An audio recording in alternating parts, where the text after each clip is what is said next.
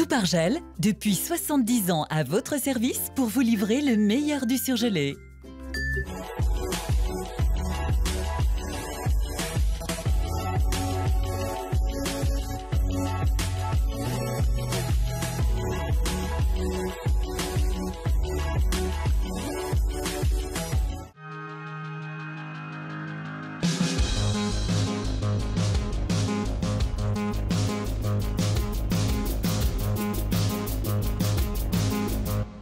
Les nationalistes Alexandre Gabriac et Ivan Benedetti condamnés aujourd'hui pour reconstitution de ligue dissoute.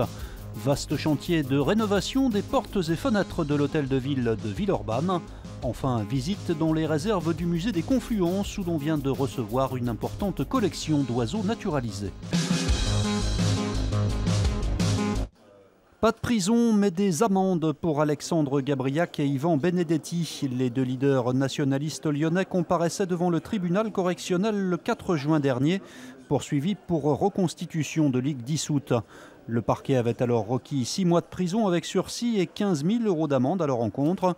Finalement, le jugement rendu aujourd'hui est en dessous de ces réquisitions, puisqu'Alexandre Gabriac est condamné à 30 jours amende à 50 €, soit 1 500 €. Quant à Ivan Benedetti, il écope de 80 jours amende à 50 €, soit 4 000 €. Cette sanction prévoit en cas de non-paiement la possibilité d'un séjour en prison. L'image de la façade de l'hôtel de ville de Villeurbanne recouverte d'échafaudage. Le bâtiment est en chantier pour restaurer les menuiseries extérieures, soit une centaine de portes et fenêtres datant des années 30. Les usagers se plaignaient à juste titre, effectivement, d'un inconfort aussi bien en hiver qu'en été, du fait d'avoir des grandes parois vitrées, simple vitrage, ce qui fait qu'en hiver, c'est très inconfortable, surtout si on est très proche de la menuiserie, associé au fait que les menuiseries, du fait de leur conception initiale, malgré le fait qu'il s'agit quand même de menuiseries de très bonne facture, étaient dépourvues de joints d'étanchéité à l'air. 20 mois de travaux seront nécessaires pour une restauration niveau par niveau menée en site occupé. L'objectif est de conserver le même aspect aux fenêtres. On change le vitrage en double vitrage, mais l'objectif est de ne pas dénaturer le bâtiment qui est donc protégé au titre des monuments historiques. Donc on garde le verre cathédral à l'extérieur et on améliore même son esthétique en intégrant des verres étirés qui sont plus cohérents vis-à-vis de son époque sur les parties latérales. Et on intègre, mais de façon complètement cachée, des joints d'étanchéité à l'air qui vont permettre de bloquer donc ces afflux d'air froid. Un chantier à près de 3 millions d'euros et qui devrait permettre des économies d'énergie de l'ordre de 20%. Polémique autour de la transplantation d'Eric Abidal. L'ancien joueur de l'Olympique lyonnais atteint d'un cancer a bénéficié d'une greffe de foie en 2012. Selon le site espagnol El Confidencial, le FC Barcelone aurait acheté illégalement ce foie pour son joueur. Une enquête a été ouverte pour trafic d'organes. Après la canicule, place aux orages. Le Rhône et la métropole de Lyon ont été placés aujourd'hui en vigilance orange par Météo France. Les orages vont arriver d'abord par l'ouest et le sud-ouest et après atteindre la région lyonnaise et le Val-de-Saône, accompagnés de grêles, de rafales de vent et de fortes pluies en peu de temps. Mais a priori, on peut tabler sur ce soir ainsi que la première partie de nuit. Donc à partir de minuit, 1 h du matin, normalement, il n'y aura plus de phénomènes violents sur le département du Rhône. Au total, 31 départements sont concernés par cette alerte qui court jusqu'à demain 16 h, avant une amélioration annoncée pour la fin de semaine. Demain, on a encore un risque d'averses orageuses, mais a priori, ces averses seront beaucoup moins violentes que ce soir et cette nuit.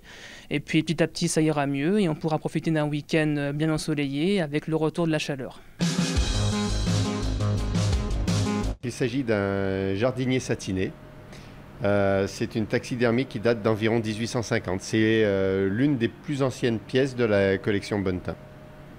L'une parmi près de 6000 pièces, 2300 espèces au total, collectées durant plus d'un demi-siècle par un passionné, Hubert Bonnetin.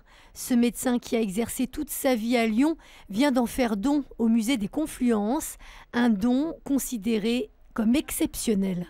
Elle est très importante d'abord par le nombre de spécimens qui est assez colossal, par la qualité. Ce sont vraiment des taxidermies qui sont dans un état vraiment remarquable. On a un certain nombre de pièces historiques qui viennent d'anciennes collections célèbres du 19e siècle. Et puis surtout, c'est une collection qui, du point de vue de la légalité, est absolument irréprochable.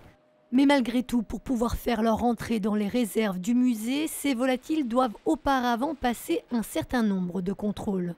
On les passe environ 2 semaines dans la chambre froide, aux alentours de moins 30. Et ensuite, on les met 2 semaines en quarantaine. Cette période va permettre éventuellement de faire éclore les œufs qui resteraient, qui n'auraient pas été détruits par le froid. Et à ce moment-là, on va faire un deuxième passage de 15 jours au froid pour être sûr d'éliminer absolument tous les insectes. Et seulement après ce traitement-là, on pourra faire rentrer les objets en réserve. En ce qui concerne une future exposition, ce ne sera pas pour tout de suite. Seul un quart de la collection a pour l'heure été transféré et inventorié.